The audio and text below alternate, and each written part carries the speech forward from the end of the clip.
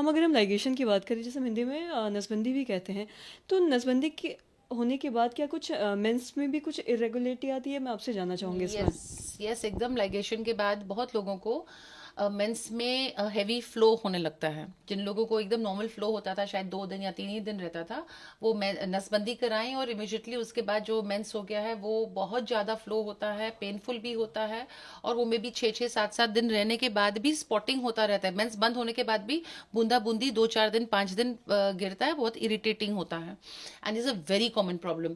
This is known as post ligation DUB, इसका term ही वही है, पोस्ट लाइगेशन ड्यूबी, और ये हकीकत में होता है बहुत पेशेंट्स को। इसलिए नसबंदी बहुत जगह ये हो गई है, मतलब अनपॉपुलर हो गई है, बिकॉज पीपल से कि नहीं नसबंदी के बाद मेरा यूट्रस खराब होता है। नहीं, यूट्रस खराब नहीं होता है।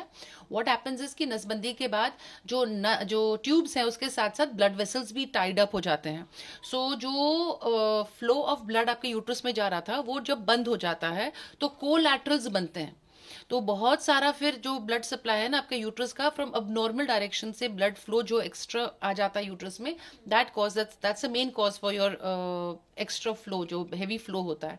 उसका सिंपल इलाज ये है कि हर महीना जब भी महीनवारी आए तो क्लॉट करके गोली या बी क्लॉट करके गोली, या सॉरी एनी मतलब ट्रांसमिक एसिड का जो गोली होता है किसी भी कंपनी के नाम का हो, वो 1-2 गोली खाने से आपको बहुत राहत मिलेगी, और आपको इस कारण आपको बचानी निकालनी नहीं चाहिए। अनफॉर्चुनेटली गांव देहात में, इनफैक्ट कभी कभी शहर में भी डॉक्टर्स बोलते नहीं नहीं तुम्हारा तो बचदानी खराब, नसबंदी हुई और साल भर में बचदानी ही पूरी निकाल दी because of this bleeding problem. ये ब्लीडिंग प्रॉब्लम काफी इरिटेटिंग होता है, but it is beautifully treated with this simple and cheap medicine which is got no side effect, because we use it सिर्फ पूरे महीने में 2 दिन तो खाना है आपको, और उसी से आपको खूब अच्छा राहत मिलेगा। तो आपको बचदानी निकालने की जरूरत नहीं उसके कारण। और साथ ही नसबंदी की अगर हम बात करें, तो क्या इससे करवाने के बाद भी और भी कुछ दिक्कतें या कुछ ऐसा होता है जो होता है शुरुआती दिन में?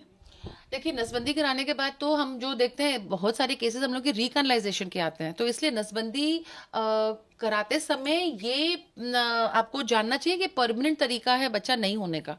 तो ये मत सोचिएगा कि नहीं अगर मुझे मतलब 5 साल बाद 10 साल बाद और बच्चा चाहिए तो हम उसको खुलवा लेंगे। खोलना नसबंदी is not an easy task and doesn't have a very good result.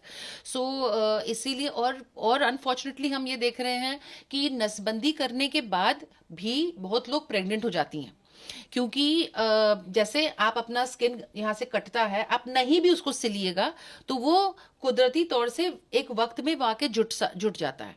इसलिए जब नसबंदी होती है और वो उसका 2 टुकड़े किए जाते हैं, तो कभी कभी in due course of time अगर वो दोनों टुकड़े पास आ गए और फिर से जुट गए, तो वो नेचुरल हीलिंग करके वो ट्यूब को वापस फिर नॉर्मल कर सकता है। So that is known as failure of ligation.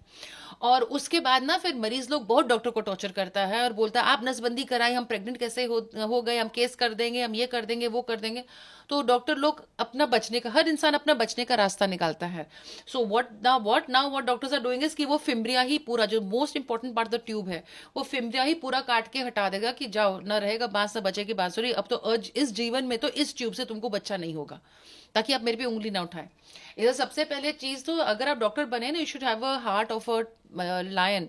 You should be bold enough, you should, if you are right, अगर आप सही प्रोसीजर किए हैं और बुक्स में डॉक्यूमेंटेड है कि वो रिकैनलाइजेशन स्पॉन्टेनियस होता है, तो you should be bold enough to say कि ये सब हो सकता है। अब उस चीज से बचने के लिए आप और हलल कर रहे हैं अगर आप वो फिम्ब्रिया निकाल दिए, क्योंकि अगर god forbid the baby dies and she wants to have another child, तो वो रिकैनलाइजेशन के लायक भी वो कैंडिडेट नहीं रही। तो हम लोग को अपने आप को बचाने के लिए दूसरे के साथ को हलल नहीं करना चाहिए। You must stick to what is right always.